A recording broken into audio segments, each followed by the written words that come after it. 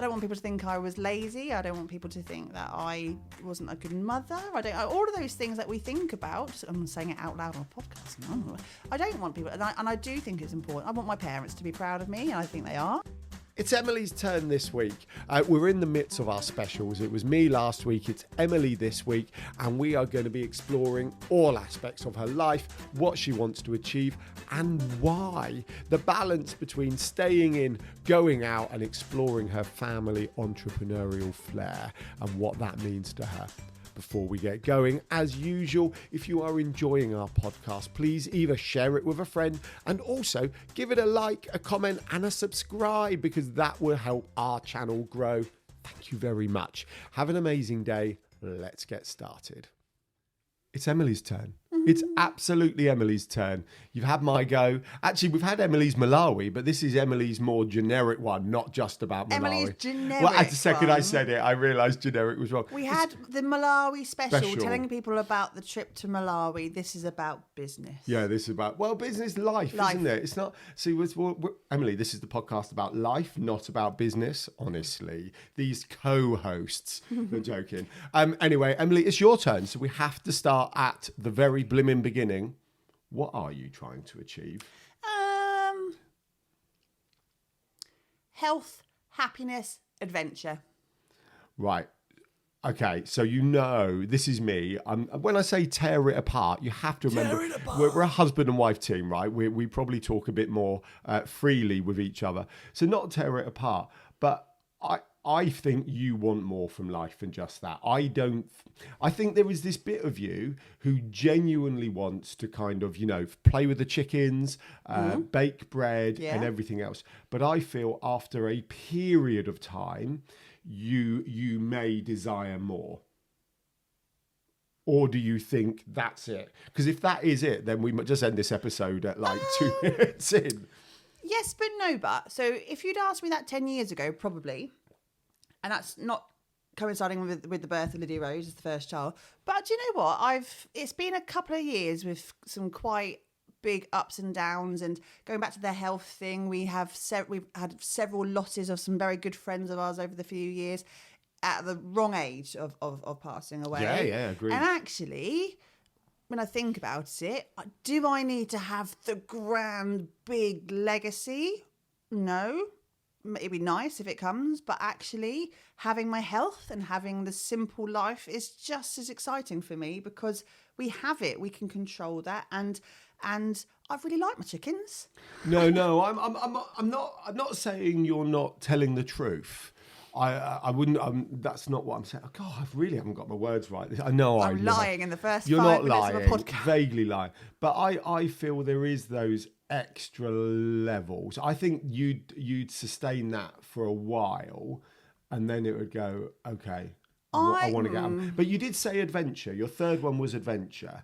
And perhaps that's the bit I'm sort of... And I'm not talking about climbing Mount Everest adventures. Adventures need not be complicated. They need not be complicated. But I do like the next adventure and the opportunities, which when we did the Malawi episode a couple of months ago, I think that came through a lot. I like the fact that I didn't know I was going at the beginning of the year to Malawi, and lo and behold, I was leading a team in September, and that was a magic adventure that I hadn't expected. And I grabbed that with two hands and really sort of went with it and enjoyed it. And I've always been like that since I was 12, probably, since I was at senior school. And I like being able to kind of see where the wind takes me, and I like saying yes a lot. And I've had some great opportunities over the last few years, massive opportunities. And I do think sometimes that has put me into a different camp to some of my peers from our childhood and stuff, because I've always kind of just gone, yep, that's for me.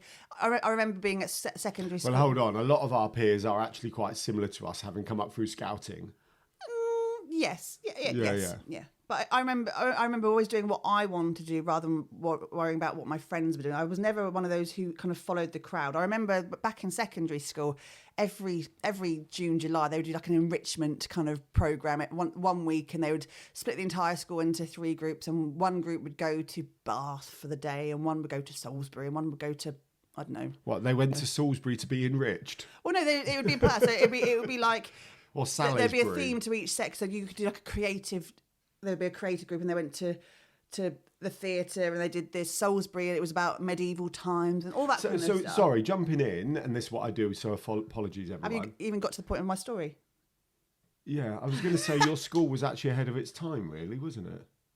Sholing Girls' School, yeah. Sholing Girls' School, yeah. But all of my friends in my core group of friends would always pick the thing they wanted to do together and would go. So they would all go to Bath. Yeah. And I'd be the one by myself for the entire week who would go and do the Salisbury trip with a bunch of people I didn't know at all. But I wasn't really bothered about the people. I wasn't bothered about what I wanted to learn or get out of it and do. And I think that was such a silly little example of that. But I've always just done what I wanted rather than being a bit You are. That is fair to say. I'm going to come back to that, but first of all, I just need to cover off Salisbury. I've goofed off on Salisbury because I grew up in Andover. For those who have no idea where we're talking about, feel free to power up your Maps app. But Salisbury actually has the Magna Carta there and is fascinating. So I'm goofing off. Genuinely quite interesting to visit. It's a fascinating place. It is. So let's go back to that kind of because.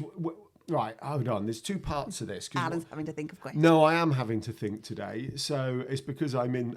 Yeah. If you're listening to this later on in the year, we're recording this at Christmas. It's the day after Boxing Day, so Alan's a bit fuggish. I'm struggling somewhat after 2 days of drinking when I don't normally drink, or that much anyway. So.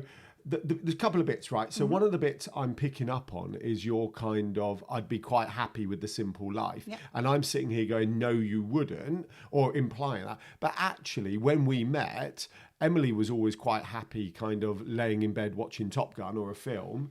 You were quite happy chilling like that. Who wouldn't want to watch Top Gun? Well, it's the best film on I agree. Earth. And I'm going, what a waste of time. So clearly that's one of those kind of differences between us that we... No. I think you misunderstand that. I don't... Well, by the way, I'm not suggesting... No. Now you're being defensive. I am very protective of my... I'm a Cancerian, if you're into your stars. I quite like the time where I get to be quiet or relaxed or be at home or in that hygge lifestyle we've been talking about recently. All about the hygge. We've got a hygge book right now. It's all about the candles and the feeling mindful and sitting by a fire. But I enjoy that time. But that allows me to reset. And it allows me my brain to kind of go.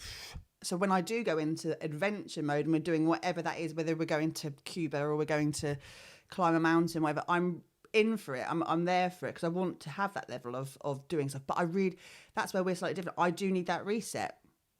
Well, we are different, but I think I get my reset in a different way. You go for a run. Yeah, I can get my reset going for a run. Pardon me. So as long as I kind of have a little run here and there, I'm okay. But then the bit you were talking about is that need. Wow, I am struggling for words. That kind of doing something different, happy to do something different. So what's is the motivation for you to do what you want to do? And I'm okay, I don't mean this in a funny way, or do you want to be different to see where it goes? And I'm wording that way on purpose. Because like if you follow the crowd, all that happens is you follow the crowd, and for the sake of this, you what happens is the same as what happened to the person in front, right? Yeah. So hypothetically, obviously, because it's not quite that simple. Or if you go, actually, I want to take this part, and we're watching Onward with the kids this morning, the Disney film Onward. We believe it's the unsung hero of the Disney. It's a brilliant film. It's a brilliant film. I mean, right? apart from the obvious tragedy in it, Yeah. with the whole dad being dead. But they're on a quest. They're on an quest. adventure. And he says, no, we have to take the less trodden path because that's where the kind of excitement will happen. I said, and if anyone's listened to Trisha Lewis's podcast, I was a guest on. I'll link to it. I was on her episode a few weeks ago actually, and it was all about the being unsquashed and squashed and how you felt about And I'll cover a little bit of that because I think it's relevant to this. So I was very academic at school. I was deputy head girl. I was the very good. Stuck to the path of being a good child at school and being respectful and being quite academic and learning. And I got 12 GCSEs, which was kind of unheard of really in the 90s. That's quite a lot. And I don't know why they thought, but they were clearly they were a good school. I did that, and then there was kind of not an expectation, but it was kind of assumed that I would go into further education and then would go into university and do all of that kind of thing. And I struggled massively because although I was smart, I didn't really feel like I fitted in that crowd there. I didn't want to be, and I kind of almost self-sabotaged myself a little bit. I didn't do very well in my A-levels, even though I could have achieved them better. What were your A levels in, out of curiosity? French, German, communication May studies, and English. Oh, nice. But unfortunately, or not unfortunately for me, because it worked out well, I got an unconditional offer to university because they saw the light in me, and I was like, oh, for God's sake, so I couldn't even get out of that. So I went to university, and then I went into I went into a series of jobs, but I was civil service, and it kind of, that's what I did. You know, I had that high level education. I went into a more formal career, but I didn't. I don't think that's fair on what you chose. Actually, I think you're doing yourself a disservice there. That's why I've interrupted, because you were civil servicey type roles, because but they were still in an outdoory, adventure-y element. You were forestry commission, right? Yeah, previous to that, I was outdoor. Well, exactly. Yeah. Outdoor ed, outdoor forestry. It's not like you were civil service desk jockey, so to speak. You were there helping other people in an adventurous element. That people and that adventure. Yeah. And adventure is a word we use. It's our brand word. That's why we use it so much. But that people and adventure element was there from your first employment. Regardless of your academia and your successful academia. So yeah. Yeah, I've always enjoyed being able to be helpful and useful. So when I worked at the QE2 Activity Centre, so that was an activity centre in Southampton that was outdoor pursuits, outdoor education for children and adults with disabilities and learning difficulties. So I did that for many, many years, and it wasn't until I realised that I was being paid absolute peanuts, where I couldn't actually pay our rent at the time when I was in the early 20s. That went, maybe I have to kind of look for a different career at some point. But I always enjoyed that. When you talk about filling your cup, and we use that phrase a lot, it really did fill my cup. I woke up every single day and I was useful, and I was seeing progression and smiles and development of these amazing humans, and I went to bed happy every single day. Forest Commission, you're absolutely right. I was working, I had several roles within the Commission. It's okay to play. I remember one of the projects. I was responsible for several multi-million pound big lottery funded projects, and part of it was about empowering local communities who may not necessarily access their local woodlands and outdoor spaces for exercise, for play, for health and wellbeing opportunities. Some of that was larger scale events, some of it was just one-on-one, doing walking to health with elderly people. So yeah, it was always about helping other people achieve something. And then there was the Tricia Lewis unsquashing part. I don't think we've got quite to that part of the story. But when I was early on in kind of my university days and kind of trying to achieve, and I was in the public speaking, the irony being I was head of the public speaking team in you say irony, that the only person that's ironic to is you. For the rest of us, we think you're a fab public speaker. But I don't enjoy it. And I don't mind this because we're in our living, in our spare bedroom really, and you can't. Whoa! We're not in our spare. We're in our podcasting studio and in our spare bedroom. But I'm talking to you, but I can't see your faces, so it's all okay. When I'm standing in a crowd of 300, 400 people in an auditorium, that's quite scary for me. I don't particularly enjoy it. But I was making myself quite ill, and I really didn't enjoy that space, and I found it quite pressuring, whether I say that outwardly or not. I just didn't enjoy it. So when it came to starting the business with you, that kind of all got lifted a little bit, and I haven't felt like that since working in the business with you. Right, so then hold on, I've got some more thoughts on this. So, because you've said this to me in the past, and whenever you tell me this, I go, whatever, Ming, a McDonald's worker, because that's how we talk to each other, obviously, like a child, or I talk like a child. So you say this, but I've seen you stand up in front of a stage and deliver perfectly. Yeah. So, and we all know the feelings of anxiety and excitement are exactly the same. I'm not saying it's excitement. I'm not saying it's excitement, but I want to know if the pressure you were putting upon yourself was for different reasons. So was the pressure the public speaking in front of 300 or 400 people, and I've said this before, when I do a webinar that it should in theory directly affect our business, I get nervous because of what I want from the outcome from that. Yeah. So I'm wondering if your nerves, anxieties, whatever words we're using, were more from what you were being expected to deliver rather than actually the delivery element. Because you're fine at public speaking. Fine, you're great at public speaking. Sorry, great. You're fantastic at public speaking. No, it's absolutely fine. And it's not about being fine or great at public speaking. It's about It's that enjoyment. It's that what makes me feel you thrive on a stage. But I've still, yes, right, yes, fact, non-negotiable. But I still get nervous. I've still had anxieties. I know I've still got up on stage and gone, oh my God. And the only reason I'm now absolutely fine with it, because I did a Top Gun on it, which was don't think, just do. I know, but your future aspirations, Alan. I'd like to do more of it. You'd like to do more. You'd like to be able to do a TED talk. No, I have no desire to do a TED talk, but that could just be me being. This isn't about me, so stop saying that. I've never said I want to do a TED talk. I'm saying how different we are in the fact that that is not my aspiration. If I could not have to stand on the stage ever again, I would be quite happy. I get that. Yes. And it doesn't really matter the doing it to get the job done. I will get the job done. Doesn't mean I have to like it. And yes, that feeling of the stomach churning and right up there in my throat is always there. But this is not about my goal. No. Well, it is. This is about you. Mine wasn't exactly. I don't think we shared anything about my back life story. It was all about what I want to achieve. We spent 40 minutes discussing exactly what I wanted to achieve, which we don't tell you. You need to go and listen to it. Right. There's still a couple of elements with you. So I agree that if you didn't stand up on stage again, you would be fine with that.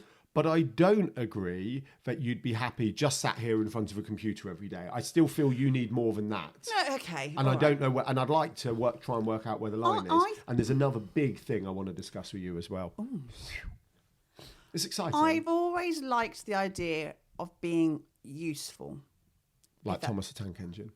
I'm a really useful engine. Really useful engine. I do want to be a really useful engine. And I if I'm looking at my future aspirations, then I don't think I would be happy if I finished my life not necessarily living a legacy, because I don't think anyone needs to have. I don't need to be Shakespeare and have everyone think about. Yeah, no, I agree. So there's a difference between leaving a legacy and having.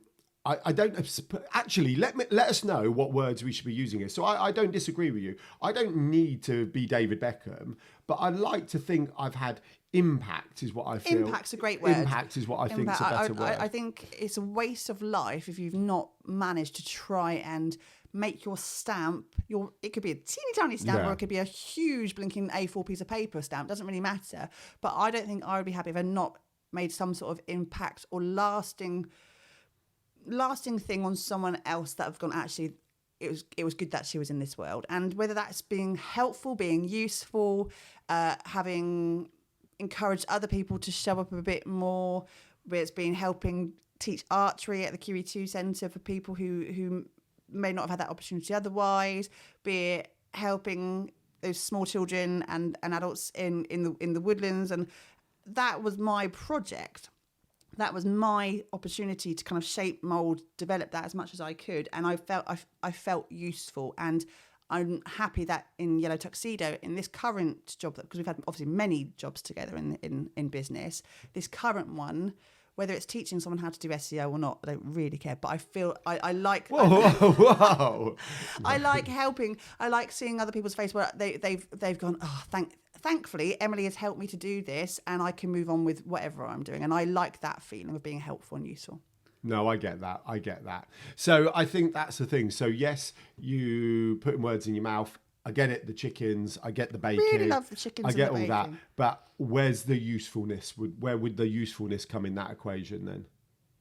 Well, okay. So the chickens are selfish for me, and my bread baking. And so at the moment, I'm reading Nancy Birtwhistle's series of books about more green, healthy, sustainable living. It's something that really is important to me. A, because I think we all should be doing our little bit to change the world for the better. B, it gives me that time to hyper focus on something that's not work, Alan, family, kids. It's my time to focus on that. But what I'm doing there is being useful in the fact that I'm teaching the kids different ways in which they can live their life later. No, I agree with that. I'm fully on board with that. And I think one of the other things we've talked about a lot is we don't actually desire a large house, so to speak. But Too much to clean. Oh, I can't stand cleaning. I am never going to lay on my deathbed going, I'm so pleased I cleaned the toilet. Just never going to happen, right? It's never going to happen. But I wish you would clean the toilet. I wish you'd clean the toilet as well, but that's another story. That's a podcast episode in itself. Life, like what should we have for dinner, and have you cleaned the loo recently? Something like that. Could be a special. Anyway, what was I saying? I have no idea. It's your interview. Oh my goodness. Right, let's scrap that because I think I was on an Alan waffle. Let's go back. Right, the other thing. So when we've been doing all these interviews on Digital Circus Life, the small business podcast, one of the things that screamed out to me is the people we've spoken to, the guests we've chatted to from the Digital Circus, whose parents were already in their own businesses. Yeah. Right. So we've had quite a few who just running their own business was normal for them. Okay. And it wasn't normal for me. It absolutely wasn't, but it was normal for you. Yeah. So I wanted to talk about that kind of entrepreneurial flair in your family. So, tell us a bit about the back catalogue, because, your pop, your granddad's was quite interesting. And then how... talk us through all of that, and then, towards you running your own businesses. Yeah, and I never thought I would be running my own business, our own business. But then when we talked this through, and we unpicked a few episodes ago as well, it was kind of almost inevitable, really. And I do put that down to my pop Brewster, my mum's dad, who sadly passed away about 10 years ago when I was pregnant with Lydia Rose. Was it really 10 years? Yeah, I was pregnant with Lydia I'd have Rose. guessed 5, I reckon. No, and it's a real shame because we have made our business what it is in the last decade, and he's missed out on seeing that. So it's quite a shame, because I would love to share, because he is probably my biggest role model in how to be an entrepreneur. And I know, but so my pop Bruce, my grandfather, he was a serial entrepreneur. He was a master printer. He set up several series of businesses. He had news agents, he had bakeries, he had butchers, and he settled on a family business back in the late 70s, early 80s called Nurseryland. It was a family business that sold cots, prams, pushchairs, that kind of stuff. And we had... So we had 3 shops. We had one in Farnborough, one in Farnham, and one in Southampton. How old are you, 6? Well, I was on the books. Yeah, I know. I was on the books. That's a tax dodge, Emily. My uncle, my grandfather, and mum and dad all had part of one of the shops to look after. So I grew up every weekend. So mum and dad were both in the business together. Back in East Street Shopping Centre when it was there. It's now housing in estate. Southampton. It's not there anymore. No, but it was in Southampton. I was just giving a location. And I would spend every Saturday with my brother up in the stock room, being quiet, watching something from Shoning Video that we'd got on the way in, and sat. It was. So I saw mum and dad grafting every single day of the week. To try and build the business out, which was my grandfather's empire, really. It didn't last, unfortunately, because of the way that progression happened in Southampton's development. Everything moved towards West Quay, so kind of it moved further out towards the port, and Motherman's and Harper's and Mothercare kind of came in, and the small independent businesses kind of just went by the wayside. So we closed the business. My dad went in to become a policeman, and my mum went to work for Marks and Spencer's as a visual merchandiser. So I've seen, although they are retired now and they worked in different careers after that, as a child, I saw how you build a business. I saw there's blood, sweat and tears. I saw, we didn't always have the most lavish... I say we didn't have the most lavish. Emily, you had way more lavish. How many times did you go to Disney World as a child? Yeah, okay. Twice. Twice. And then third as a teenager. Right, okay. How many times have I been? No, it was different. We had some really amazing experiences, but I saw... It wasn't lavish, but we went to Florida multiple let me times. Get that out, that sounds really, really poor. We would bust a gut throughout the year, and then mum and dad would work really bloody hard to allow us to have opportunities like that. Peppercorn throughout what we would... Don't do that. No, I'm being. So anyway, the business closed. So I saw what it is to close. You have to enjoy the spoils of your labour. My grandfather died at the age of 80 due to a heart attack, and he was working in his mid-70s because of various things that had happened with the businesses, and he carried on working. And regardless if that was a financial thing or it was because he just... I think that was the latter. I think he really enjoyed working. I think he really enjoyed building businesses, and I think I get that from him. And like I said, he was quite a showman. He was quite a gregarious character. He's much like you. Am I a grandfather figure for you? He's my grandfather. But he was also, and I think he'd be really proud. And when we talk about adventures, going back to that, he wrote a book for his 80th birthday. He wrote his memoirs and gave... I don't think we've got a copy down there. No, it's not down there. He wrote his memoirs and gave a copy to each of his grandchildren, and it was talk about the fact that one day he just got out of bed, got on his pedal bike, and he cycle to Paris. He talked about all these little things that he did that were completely off the cuff, but they were tiny adventures, but were incredible adventures. And I think that's a way to live your life, is to just where the wind takes you, just grab those opportunities and do it. And that's what he did so well. Okay, so you said something in that.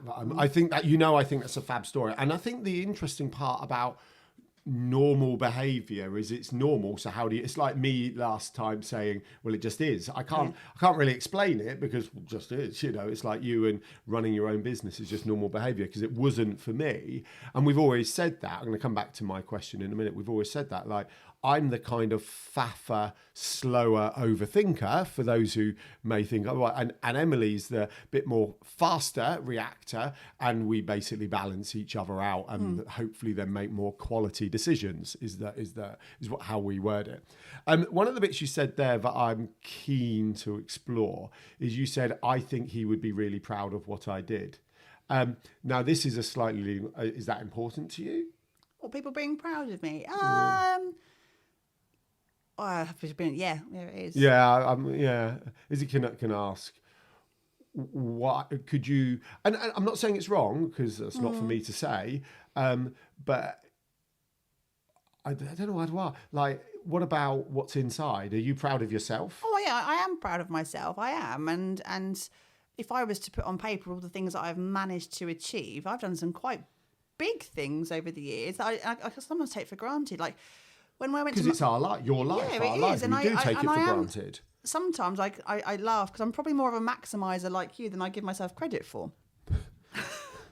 Well, I went. So you're as pernickety as I am. No, but you've got to think. So I went to Malawi for the first time in 2009, not with the Women's Partnership Group. I went to Malawi with the Scouts in 2009.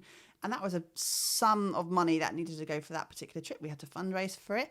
And I put a case to apply for a Winston Churchill Memorial Trust grant, and there was no chance on earth I was going to get that, but I did, and that ended up going to London to get a medal from Camilla Parker Bowles to go, well done for everything you've achieved. It was cool. Your services to scouting, and I was like, just didn't. And so those kind of things seem to have happened multiple times. I mean, and I'm not kind of sugarcoating it. So funnily enough, I've spoken to Jackie Goddard about this, and I said stuff. I've said to Jackie things like that happen, and she said, "Well, it's because you're open to it." So someone listening will be able to explain more about that. But surely that's a case of, I don't know if that's. I'm being me now. I wouldn't say that was the maximizer. I think that's a case of when you were at school and the crowd were going to Bath and you chose Salisbury.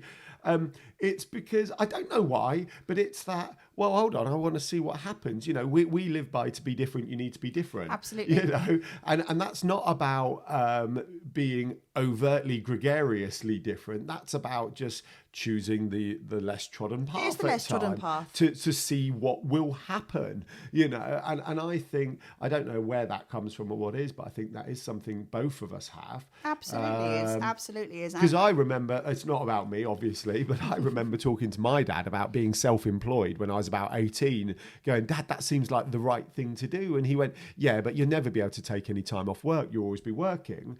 And delivered that in a kind of questionable way to me. And I went, he's got a point. And at the time, I was in the midst of scouting and I wanted to go away every weekend. I was caving, climbing, walking, mountaineering and camping.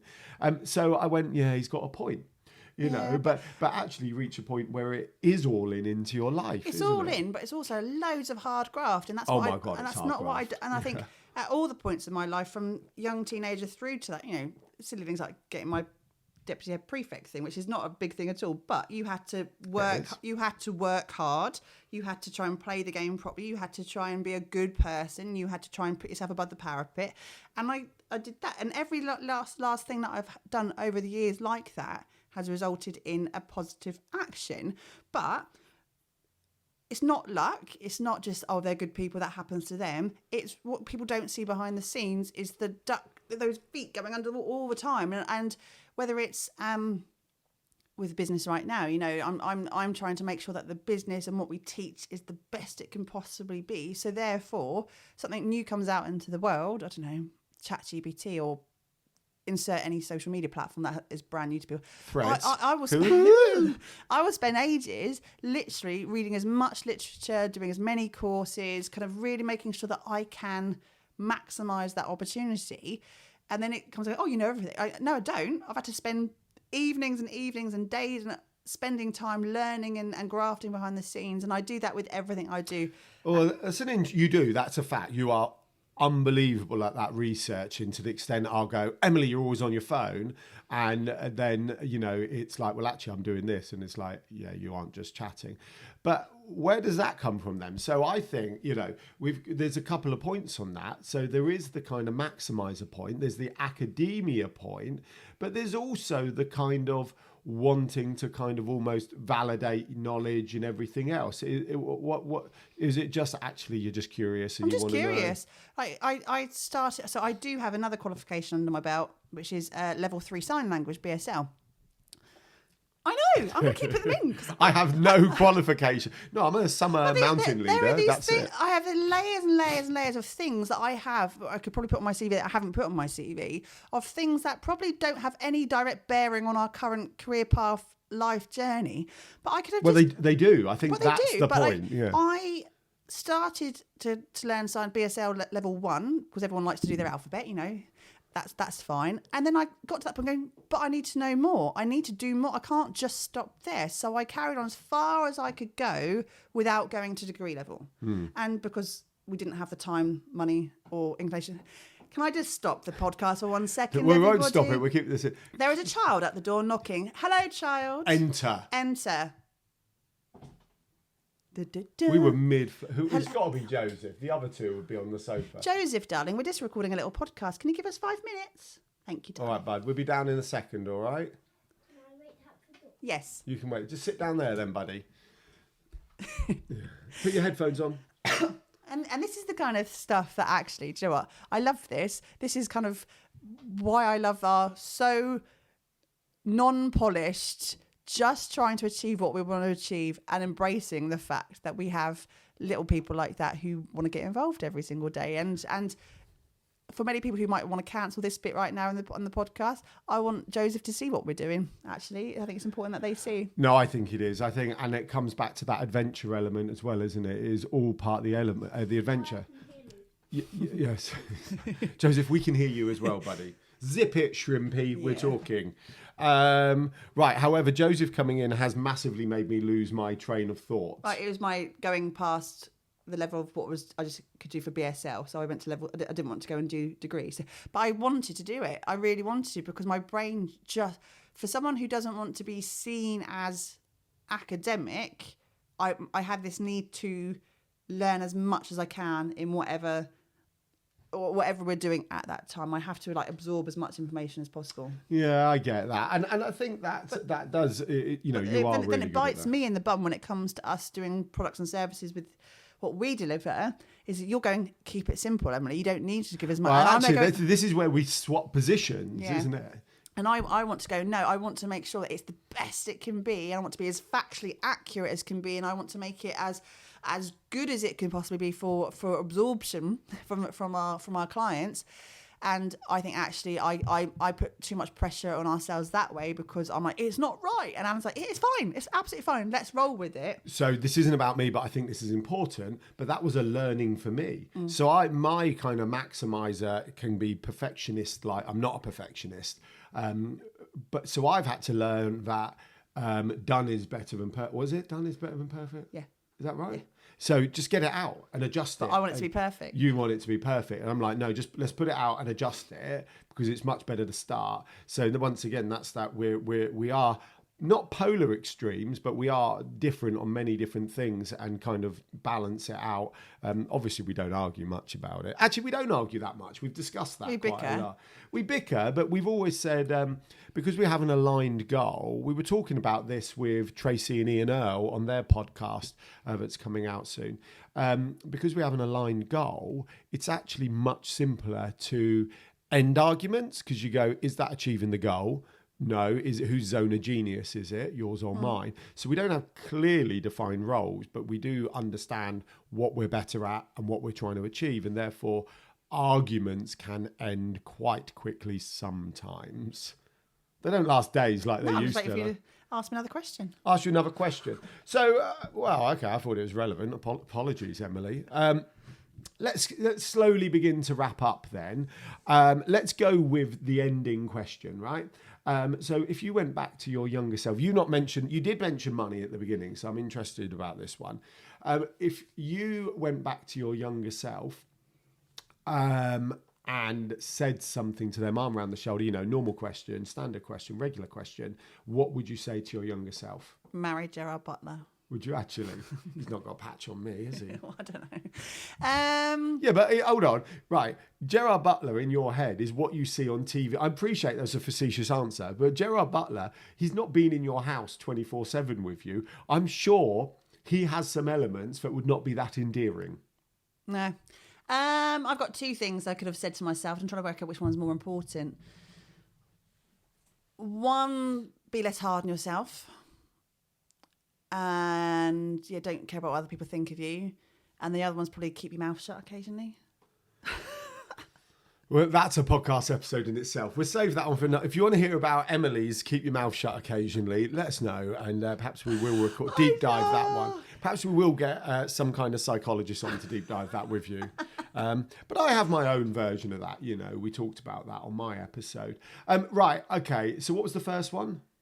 Keep your mouth shut was the second one. Don't be so hard. Don't be so hard on myself. So are you hard on yourself? Because I don't see that. I am, but just because I don't show it outwardly. And you also said don't care that much about what other people think. Oh, that's massive. And I think you do. Can I say this? Yeah. You deep dive. You went somewhere on mine I wasn't quite ready for. You dissed my family. I did not diss your family. She dissed my family. She dissed my upbringing. Anyway, I think you do care way too much about what other people think, and that kind of. And sometimes I feel. Oh my goodness, we're going there. Sometimes I feel that manifests itself in a desire for shiny objects at times, in a kind of with my shiny objects. I asked for a bread basket for Christmas. Yeah, you got a bread basket, a proving basket. All right. Well, there's my thoughts, and I thought I'd ask as we're in this safe zone. I don't desire shiny object syndrome. I haven't bought myself a brand new pair of clothing in over a year. I didn't ask for any big bells and whistles for Christmas. No, I'm not. Oh, yeah, okay. We don't go on lavish holidays all the time. We just went to Disneyland Paris, darling, and we went to Spain for a month. A year ago, and we don't have a lot of holidays. We don't have a lot of holidays. I don't go out drinking every single night. We don't go into lavish parties. So fine. I have no wish to have shiny object syndromes. I don't know. Do you know what I actually think? I think both of us would have more shiny objects, but 10 years of entrepreneurial journey and the life challenges we've had. 10 years of entrepreneurial poorness. Well, I was trying to, because some business coach is going to go 10 years and they've not made it yet. So I'm like, I was trying to mitigate that in my defensive manner. I wouldn't change it for the world, though. No, I wouldn't change it. We've had fun with the kids. That's kind of been the main point, isn't it? We've always said once they're a bit more self-established, then we'll go in full guns blazing. Right, sorry, what was the question? What's about shiny objects syndrome? No, yeah, I did say that. People pleasing. What other people think. I do care. I do, because I suppose that comes back around to my impact, I suppose, on when I'm no longer here, at whatever time of my life that will be. I want people to think fondly of me. I don't want them to think, oh, she was an absolute witch or anything like that. And I don't want people to think, thanks. I don't want people to think I was lazy. I don't want people to think that I wasn't a good mother. All of those things that we think about. I'm saying it out loud on a podcast now. I don't want people, and I do think it's important. I want my parents to be proud of me, and I think they are. I want people to think I'm a good human. They won't listen to this, so you never know. Well, Dad might. Oh yeah, that's true. Yeah, it is inbuilt in me, and I know it doesn't matter what people think of me, but I would be horrified to think people thought I was a bad person. Are you a bad person? No. So what difference does it make what they think then? Because I don't want people to think I'm a bad person. Okay. Don't.